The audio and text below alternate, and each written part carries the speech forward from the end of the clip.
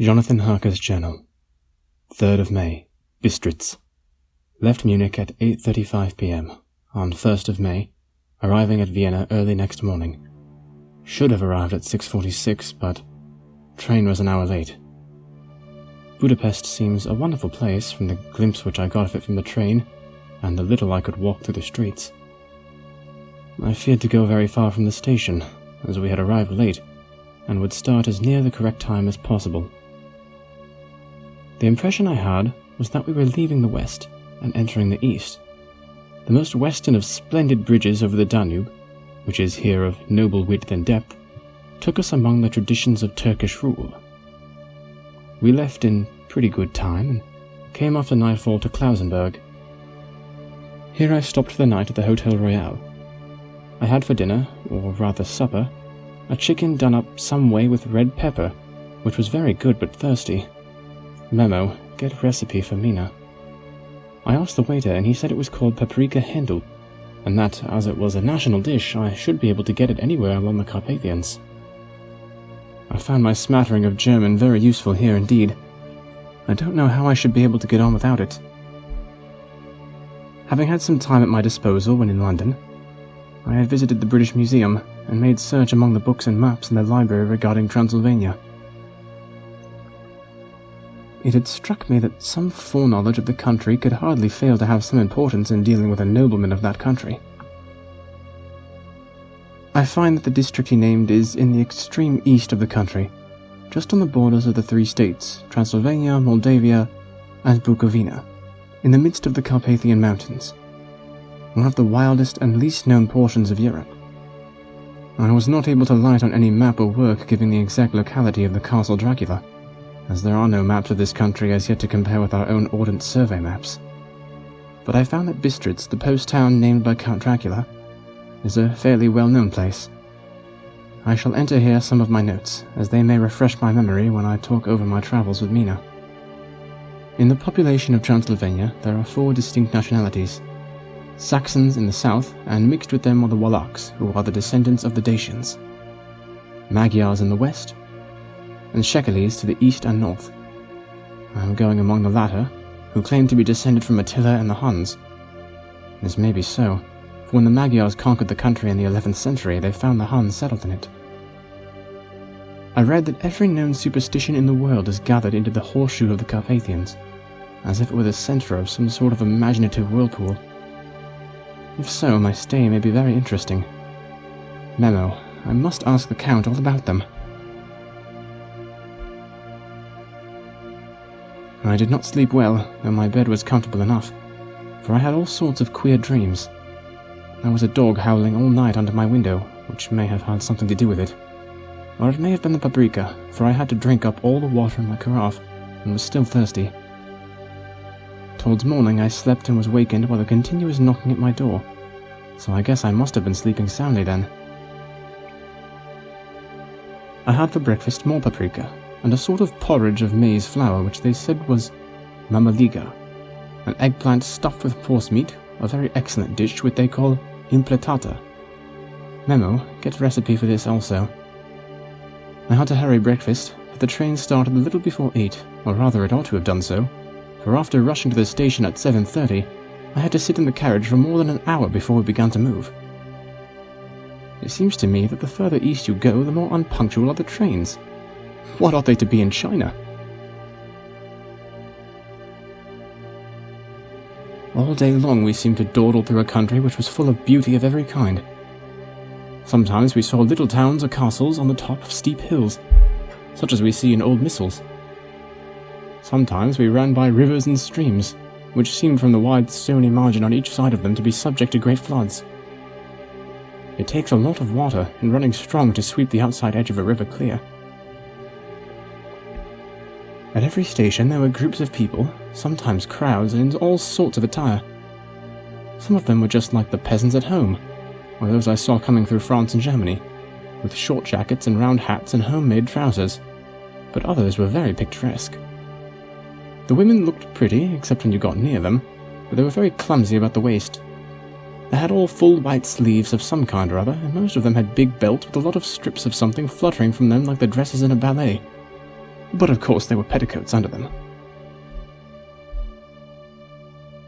The strangest figures we saw were the Slovaks, who were more barbarian than the rest, with their big cowboy hats, great baggy dirty white trousers, linen white shirts, and enormously heavy leather belts, nearly a foot wide, all studded over with brass nails. They wore high boots, with their trousers tucked into them, and had long black hair and heavy black moustaches. They are very picturesque, but do not look prepossessing. On the stage they would be set down at once as some old oriental band of brigands. They are, however, I am told, very harmless and rather wanting in natural self-assertion. It was on the dark side of twilight when we got to Bistritz, which is a very interesting old place. Being practically on the frontier, for the Borgo Pass leads to it from Bukovina, it has had a very stormy existence, and it certainly shows marks of it. 50 years ago, a series of great fires took place, which made terrible havoc on 5 separate occasions. At the very beginning of the 17th century, it underwent a siege of 3 weeks and lost 13,000 people, the casualties of war proper being assisted by famine and disease. Count Dracula had directed me to go to the Golden Crone Hotel, which I found to my great delight to be thoroughly old-fashioned, for of course I wanted to see all I could of the old ways of the country. I was evidently expected, for when I got near the door, I faced a cheery-looking elderly woman in the usual peasant dress, white undergarment with a long double apron, front and back, of coloured stuff fitting almost too tight for modesty. When I came close, she bowed and said, "The Herr Englishman?" "Yes," I said, "Jonathan Harker." She smiled and gave some message to an elderly man in white shirt sleeves who had followed her to the door. He went, but immediately returned with a letter. My friend, welcome to the Carpathians. I am anxiously expecting you. Sleep well tonight. At 3 tomorrow, the diligence will start for Bukovina. A place on it is kept for you. At the Borgo Pass, my carriage will await you and will bring you to me. I trust that your journey from London has been a happy one, and that you will enjoy your stay in my beautiful land. Your friend, Dracula. 4th of May. I found that my landlord had got a letter from the Count directing him to secure the best place on the coach for me. But on making inquiries as to details, he seemed somewhat reticent, and pretended he could not understand my German. This could not be true, because up to then he had understood it perfectly. At least, he answered my questions exactly as if he did.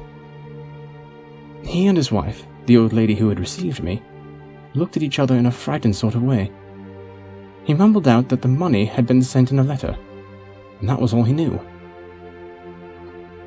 When I asked him if he knew Count Dracula, and could tell me anything of the castle, both he and his wife crossed themselves and, saying that they knew nothing at all, simply refused to speak further. It was so near the time of starting that I had no time to ask anyone else, for it was all very mysterious, and not by any means comforting. Just before I was leaving, the old lady came up to my room, and said in a hysterical way, "Must you go? Oh, young Herr, must you go?" She was in such an excited state that she seemed to have lost her grip on what German she knew, and mixed it all up with some other language which I did not know at all. I was just able to follow her by asking many questions. When I told her that I must go at once, and that I was engaged on important business, she asked again, "Do you know what day it is?" I answered that it was the 4th of May. She shook her head as she said again, "Oh yes, I know that. But do you know what day it is?" On my saying that I did not understand, she went on, "It is the eve of St. George's Day. Do you not know that tonight, when the clock strikes midnight, all the evil things in the world will have full sway? Do you know where you are going, and what you are going to?"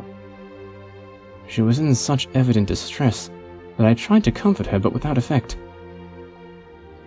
Finally, she went down on her knees and implored me not to go, at least to wait a day or 2 before starting. It was all very ridiculous, but I did not feel comfortable. However, there was business to be done, and I could allow nothing to interfere with it. I tried to raise her up and said as gravely as I could, that I thanked her, but my duty was imperative and that I must go. She then rose and dried her eyes, and taking a crucifix from her neck, offered it to me.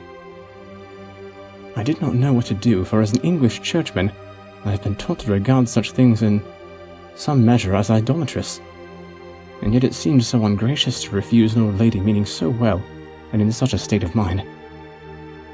She saw, I suppose, the doubt in my face, for she put the rosary round my neck, and said, "For your mother's sake," and went out of the room. I am writing up this part of the diary whilst I am waiting for the coach, which is of course late, and the crucifix is still round my neck.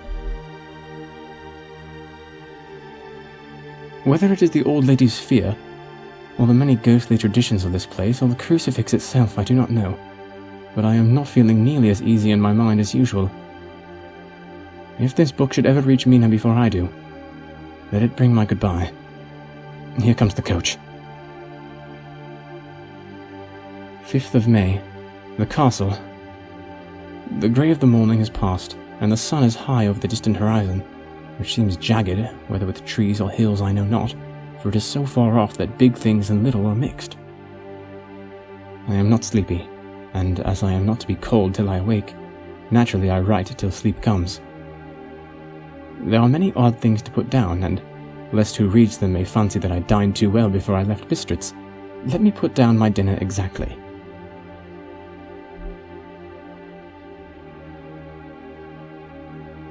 I dined on what they called robber steak, bits of bacon, onion, and beef seasoned with red pepper and strung on sticks and roasted over the fire in a simple style of the London cat's meat. The wine was golden medioche, which produces a queer sting on the tongue, which is, however, not disagreeable. I had only a couple of glasses of this and nothing else. When I got on the coach, the driver had not taken his seat, and I saw him talking to the landlady. They were evidently talking of me, for every now and then they looked at me, and some of the people who were sitting on the bench outside the door came and listened, and then looked at me, most of them pityingly. I could hear a lot of words often repeated. Queer words, for there were many nationalities in the crowd. So I quietly got my polyglot dictionary from my bag, and looked them out. I must say they were not cheering to me, for amongst them were Ordog, Satan, Pokol, Hell, Stragoika, Witch, Vrolok, and Vilkoslak. Both mean the same thing, one being Slovak and the other Servian for something that is either werewolf or vampire. Memo. I must ask the Count about these superstitions. When we started, the crowd round the inn door, which had by this time swelled to a considerable size, all made the sign of the cross and pointed 2 fingers towards me. With some difficulty, I got a fellow passenger to tell me what they meant. He would not answer at first, but on learning that I was English, he explained that it was a charm or guard against evil eyes. This was not very pleasant for me, just starting for an unknown place to meet an unknown man. But everyone seemed so kind-hearted and so sorrowful and so sympathetic that I could not but be touched. I shall never forget the last glimpse which I had of the inn-yard and its crowd of picturesque figures all crossing themselves as they stood round the wide archway, with its background of rich foliage of oleander and orange trees, in green tubs clustered in the centre of the yard.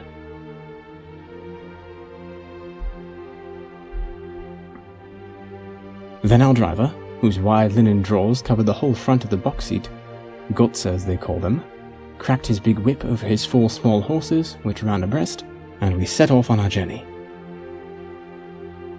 I soon lost sight and recollection of ghostly fears and the beauty of the scene as we drove along, although I had known the language, or rather languages, which my fellow passengers were speaking. I might not have been able to throw them off so easily. Before us lay a green sloping land full of forests and woods, with here and there steep hills crowned with clumps of trees or with farmhouses. The blank gable end to the road. There was everywhere a bewildering mass of fruit blossom, apple, plum, pear, cherry, and as we drove by, I could see the green grass under the trees spangled with the fallen petals. In and out amongst these green hills of what they call here the Middle Land, ran the road, losing itself as it swept round the grassy curve, or was shut out by the straggling ends of pine woods, which here and there ran down the hillsides like tongues of flame. The road was rugged, but still we seemed to fly over it with a feverish haste. I could not understand then what the haste meant, but the driver was evidently bent on losing no time in reaching Borgo-Prand. I was told that this road is in summertime excellent, but that it had not yet been put in order after the winter snows. In this respect, it is different from the general run of roads in the Carpathians, for it is an old tradition that they are not to be kept in too good order. Of old, the hospodars would not repair them lest the Turks should think that they were preparing to bring in foreign troops, and so hasten the war which was always really at a loading point. Beyond the green swelling hills of the Middle Land rose mighty slopes of forest up to the lofty steeps of the Carpathians themselves. Right and left of us they towered, with the afternoon sun falling full upon them, and bringing out all the glorious colours of this beautiful range. Deep blue and purple in the shadows of the peaks, green and brown where grass and rock mingled, and an endless perspective of jagged rock and pointed crags, till these were themselves lost in the distance, where the snowy peaks rose grandly. Here and there seemed mighty rifts in the mountains, through which, as the sun began to sink, we saw now and again the white gleam of falling water. One of my companions touched my arm as we swept round the base of a hill, and opened up the lofty, snow-covered peak of a mountain, which seemed as we wound on our serpentine way to be right before us. "Look, Eastern Czech! God seat!" And he crossed himself reverently. As we wound on our endless way, and the sun sank lower and lower behind us, the shadows of the evening began to creep round us. This was emphasized by the fact that the snowy mountain tops still held the sunset, and seemed to glow out with a delicate cool pink. Here and there we passed Czechs and Slovaks, all in picturesque attire, but I noticed that goiter was painfully prevalent. By the roadside were many crosses, and as we swept by, my companions all crossed themselves. Here and there was a peasant man or woman kneeling before a shrine, who did not even turn round as we approached, but seemed in the self-surrender of devotion to have neither eyes nor ears for the cuter world. There were many things new to me. For instance, hayricks in the trees, and here and there very beautiful masses of weeping birch, their white stems shining like silver through the delicate green of the leaves. Now and again we passed a leiter wagon, the ordinary peasant's cart with its long, snake-like vertebrae calculated to suit the inequalities of the road. On this were sure to be seated quite a group of homecoming peasants, the Czechs with their white, and Slovaks with their coloured sheepskins, the latter carrying lance-fashion their long staves, with axe at the end. As the evening fell, it began to get very cold, and the growing twilight seemed to merge into one dark mistiness, the gloom of the trees, oak, beech, and pine, though in the valleys which ran deep between the spurs of the hills, as we ascended through the pass, the dark firs stood out here and there against the background of late-lying snow. Sometimes, as the road was cut through the pine woods that seemed in the darkness to be closing down upon us, great masses of greyness which here and there bestowed the trees, produced a peculiarly weird and solemn effect, which carried on the thoughts and grim fancies engendered earlier in the evening, when the falling sunset threw into strange relief the ghost-like clouds which amongst the Carpathians seemed to wind ceaselessly through the valleys. Sometimes the hills were so steep that despite our driver's haste the horses could only go slowly. I wished to get down and walk up to them as we do at home, but the driver would not hear of it. "No, no," he said. "You must not walk here. These dogs are too fierce." And then he added with what he evidently meant for grim pleasantry, for he looked round to catch the approving smile of the rest.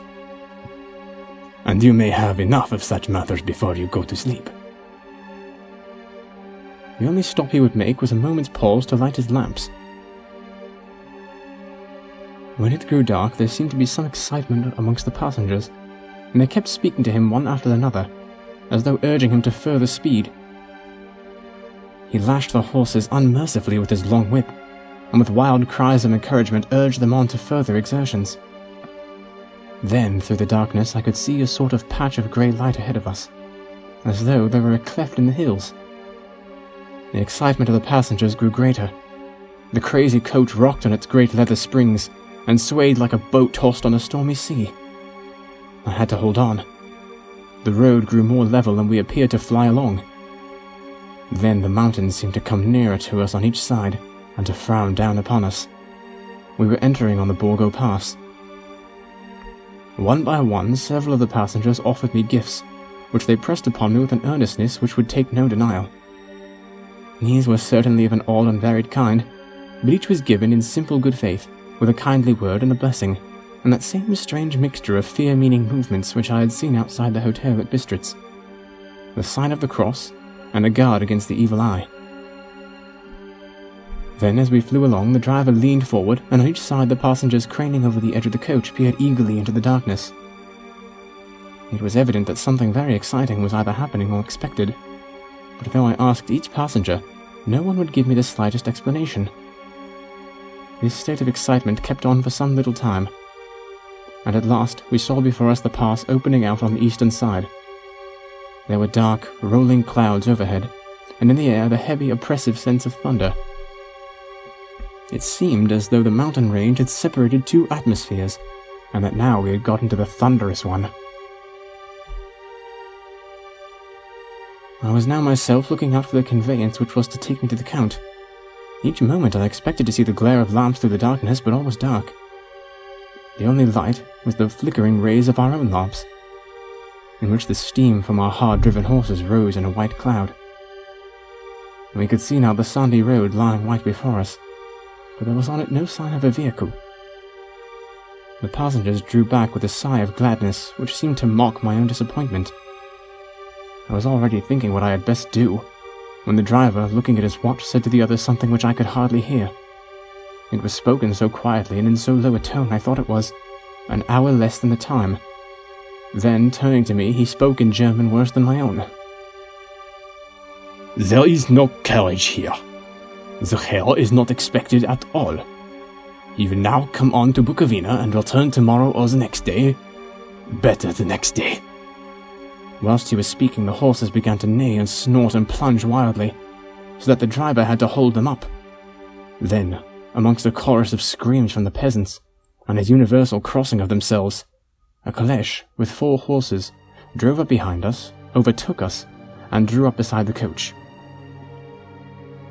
I could see from the flash of our lamps as the rays fell upon them, that the horses were coal-black and splendid animals.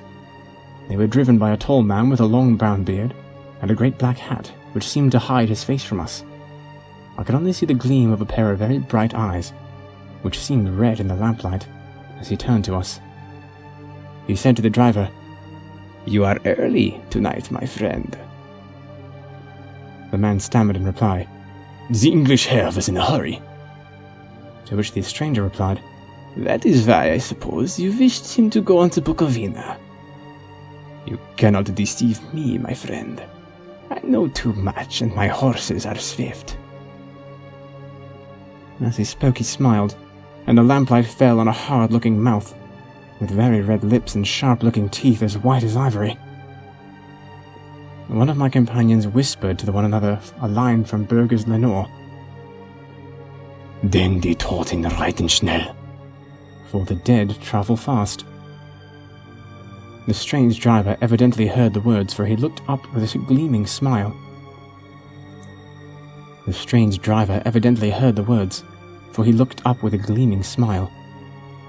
The passenger turned his face away, at the same time putting out his 2 fingers and crossing himself. "Give me the Herr's luggage," said the driver, and with exceeding alacrity my bags were handed out and put in the caleche. Then I descended from the side of the coach, as the caleche was close alongside, the driver helping me with a hand which caught my arm in a grip of steel. His strength must have been prodigious.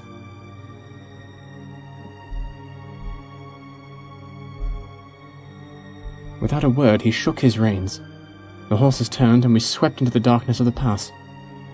As I looked back, I saw the steam from the horses of the coach by the light of the lamps, and projected against it the figures of my late companions crossing themselves. Then the driver cracked his whip and called to his horses, and off they swept on their way to Bukowina. As they sank into the darkness, I felt a strange chill, and a lonely feeling came over me. But a cloak was thrown over my shoulders, and a rug across my knees, and the driver said in excellent German, "The night is chill, mein Herr, and my master the Count bade me take all care of you. There's a flask, a Slivovitz, the plum brandy of the country. Underneath the seat, if you should require it. I did not take any, but it was a comfort to know it was there all the same. I felt a little strangely, and not a little frightened. I think had there been any alternative I should have taken it, instead of prosecuting that unknown night journey. The carriage went at a hard pace straight along. Then we made a complete turn and went along another straight road. It seemed to me that we were simply going over and over the same ground again, and so I took note of some salient point and found that this was so. I would have liked to have asked the driver what all this meant, but I really feared to do so, for I thought that placed as I was, any protest would have had no effect in case there had been an intention to delay.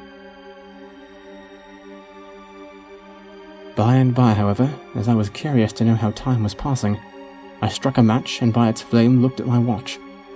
It was within a few minutes of midnight. This gave me a sort of shock, for I suppose the general superstition about midnight was increased by my recent experiences. I waited with a sick feeling of suspense. Then a dog began to howl somewhere in a farmhouse down the road, a long, agonized wailing, as if from fear. The sound was taken up by another dog, and then another, till borne on the wind which now sighed softly through the pass, a wild howling began, which seemed to come from all over the country as far as the imagination could grasp it through the gloom of the night. At the first howl, the horses began to strain and rear, but the driver spoke to them soothingly and they quieted down, but shivered and sweated as though after a runaway from a sudden fright. Then, far off in the distance from the mountains on each side of us began a louder and a sharper howling, that of wolves, which affected both the horses and myself in the same way.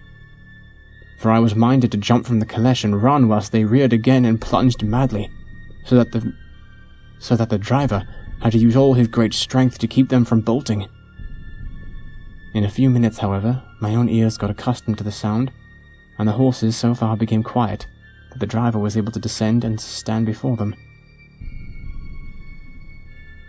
He petted and soothed them, and whispered something in their ears, as I have heard of horse tamers doing, and with extraordinary effect, for under his caresses they became quite manageable again, though they still trembled. The driver again took his seat, and shaking his reins started off at great pace. This time, after going to the far side of the pass, he suddenly turned on a narrow roadway, which ran sharply to the right. Soon we were hemmed in with trees, which in places arched right over the roadway till we passed as though through a tunnel. And again great frowning rocks guarded us boldly on either side. Though we were in shelter, we could hear the rising wind, for it moaned and whistled through the rocks, and the branches of the trees crashed together as we swept along. It grew colder and colder still, when fine, powdery snow began to fall, so that soon we and all around us were covered with a white blanket. The keen wind still carried the howling of the dogs, though this grew fainter as we went on our way. The baying of the wolves sounded nearer and nearer, as though they were closing round on us from every side. I grew dreadfully afraid, and the horses shared my fear. The driver, however, was not in the least disturbed. He kept turning his head to left and right, but I could not see anything through the darkness. Suddenly, away on our left, I saw a faint flickering blue flame. The driver saw it at the same moment. He at once checked the horses, and jumping to the ground disappeared into the darkness. I did not know what to do, the less as the howling of the wolves grew closer. But while I wondered, the driver suddenly reappeared, and without a word took his seat, and we resumed our journey. I think I must have fallen asleep, and kept dreaming of the incident, for it seemed to be repeated endlessly, and now, looking back, it is sort of like an awful nightmare.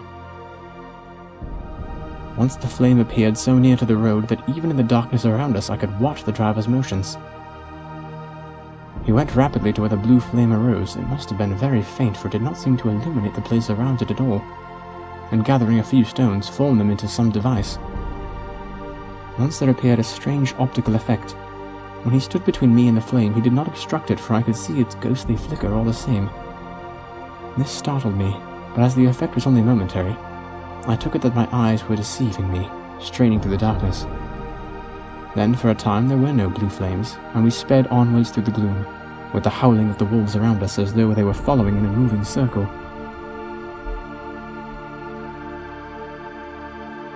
At last there came a time when the driver went further afield than he had yet gone, and during his absence the horses began to tremble worse than ever, and to snort and scream with fright. I could not see any cause for it, for the howling of the wolves had ceased altogether. But just then, the moon sailing through the black clouds appeared behind the jagged crest of a beetling pine-clad rock, and by its light I saw around us a ring of wolves with white teeth and lolling red tongues, with long, sinewy limbs and shaggy hair. They were 100 times more terrible in the grim silence which held them than even when they howled. For myself, I felt a sort of paralysis of fear. It is only when a man feels himself face to face with such horrors that he can understand their true import. All at once the wolves began to howl, as though the moonlight had had some peculiar effect on them.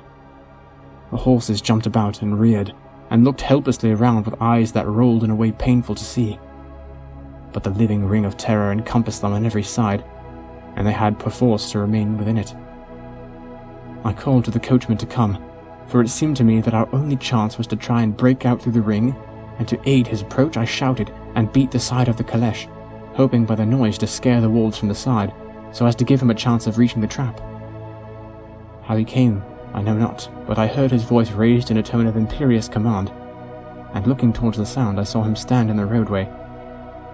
As he swept his long arms as though brushing aside some impalpable obstacle, the wolves fell back farther and further still. Just then, a heavy cloud passed the face of the moon, so that we were again in darkness. When I could see again, the driver was climbing into the caleche, and the wolves disappeared. This was all so strange and uncanny that a dreadful fear came upon me, and I was afraid to speak or move. The time seemed interminable as we swept on our way, now in almost complete darkness, for the rolling clouds obscured the moon. We kept on ascending with occasional periods of quick descent, but in the main always ascending. Suddenly I became conscious of the fact that the driver was in the act of pulling the horses in the courtyard of a vast ruined castle, from whose black, tall windows came no ray of light, and whose broken battlements showed a jagged line against the sky.